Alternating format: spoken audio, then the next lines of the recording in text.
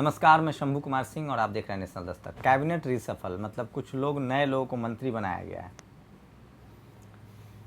शिक्षा मंत्री को हटा दिया गया है, हेल्थ मिनिस्टर को हटा दिया गया है, प्रसारण मंत्री को हटा दिया गया है, सदानंद गौड़ा को हटा दिया गया। क्या इतने बड़े मंत्रालय में फेरबदल, इनको फेल घोषित किया जाए?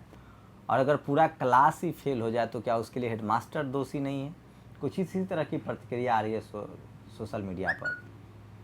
पशुपति कुमार पारस को शेड्यूल कास्ट रामविलास जी की जगह मंत्री बनाया गया है। अनुप्रिया पटेल जो है वो कैबिनेट मिनिस्टर बनाई गई हैं। देखते हैं मंत्रालय क्या मिलता है। लेकिन सोशल मीडिया पर हर्षवर्धन जी को ये फ़ोटो मटर छिलते हुए दिखाया जा रहा है।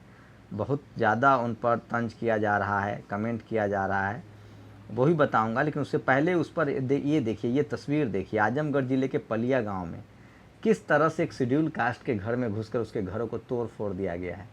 क्या ये न्याय करने का तरीका है? क्या ये पुलिस को अधिकार है? ये किस तरह का इन्वेस्टिगेशन है, किस तरह की जांच है? उसके घर को किस तरह से तोड़ा गया है।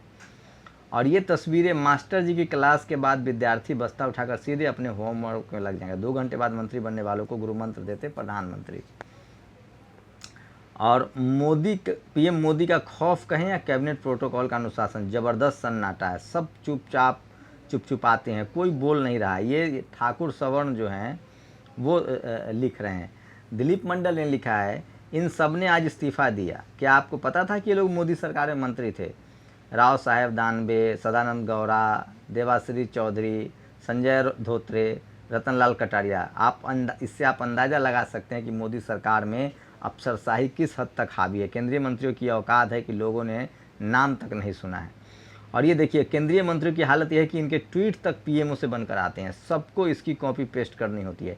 एक ही ट्वीट रविशंकर प्रसाद, पीयूष गोयल, हरदीप पुरी, अर्जुन राम मेघवाल, रमेश पोखरियाल, भूपेंद्र यादव, जितेंद्र सिंह, जितेंद्र लाल, ये सब लोग एक ही ट्वीट करते हैं।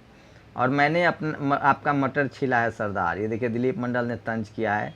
और बरेली से 8 बार सांसद रहे गंगवार साहब को भी मंत्रिमंडल से हटा दिया गया है। और नरेंद्र मोदी की 22 सदस्यीय कैबिनेट में स्वास्थ्य मंत्री निकम्मा, शिक्षा मंत्री करप्ट, लेबर मंत्री बेरोजगारी बढ़ाने वाला, रसायन मंत्री खाद किल्लत पैदा करने वाला, सामाजिक न्याय मंत्री अन्याय पर चुप रहने वाला। लेकिन सरकार का काम अच्छा है, मीडिया ने हमें ये बताया है। तो ये तमाम बड़ी खबरें हैं जो मैं आपको बता रहा हूँ। और अब और कुछ सोशल मीडिया पर क्या चल रहा है, किस तरह से लोग तंज कर रहे हैं। और खुद रविशंकर प्रसाद को हटा दिया गया है ट्विटर से। अब कौन इस्तीफ़ा मांगेगा? तो लोग जो है वो बहुत तफरीह ले रहे हैं। और कोऑपरेटिव कैबिनेट, पीएमओ से ट्वीट आता है सब एक ही। और उड़ीसा से प्रताप सारंगी ने सरकार से दिया इस्तीफ़ा। जब 2019 में मंत्री बने थे तब उन्हें सादगी का प्रतीक बताया गया था। सारंगी को इसी मीडिया ने सबसे सादगी का प्रतीक बनाया था, मास्टर स्ट्रोक कहा था। अब इस्तीफ़ा हो गया।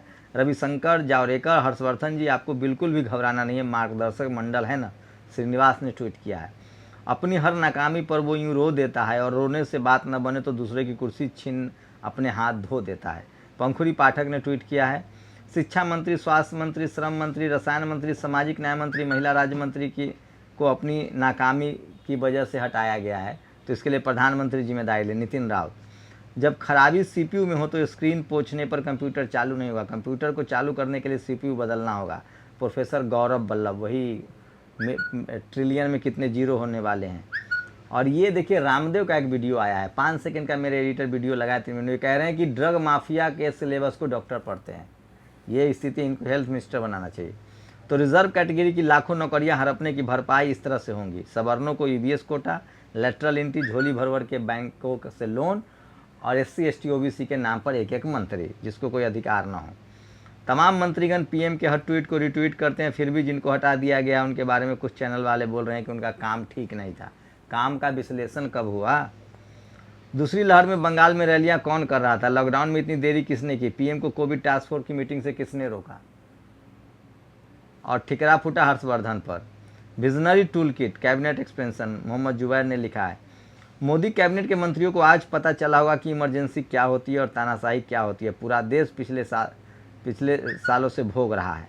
रामविलास पासवान बेशक बीजेपी की सरकार में मंत्री रहे, लेकिन कभी ईश्वर की शपथ नहीं ली। वे हमेशा सत्यनिष्ठा की शपथ लेते थे। पशुपति जी ने ईश्वर की शपथ ली है। समाज किसके साथ है? कोविड काल का सारा मिसमैनेजमेंट प्रधानमंत्री के नेतृत्व में हुआ, बड़े फैसले कैबिनेट की बैठकों में हुआ और नप गए मंत्री। ये दिलीप मंडल ने लिखा है।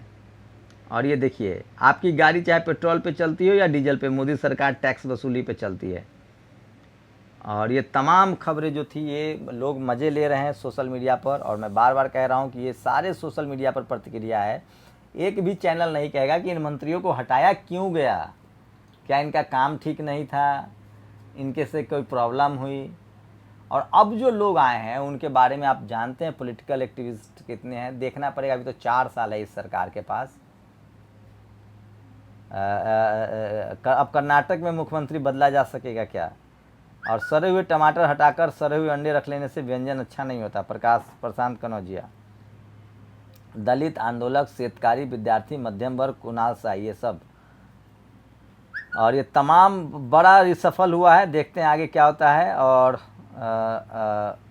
अनुप्रिया पटेल को कैबिनेट मिनिस्टर बनाया गया है।